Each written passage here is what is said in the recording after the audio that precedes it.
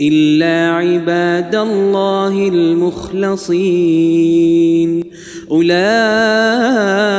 لهم رزق معلوم فواكه وهم مكرمون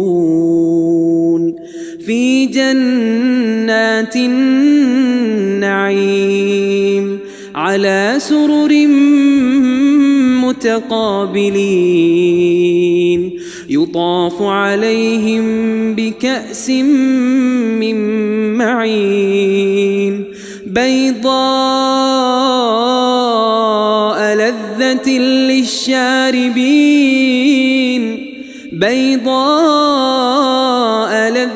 للشاربين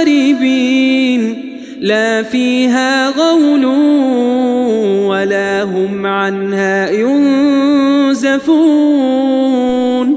وعندهم قاصرات الطرف عين كأنهن بيض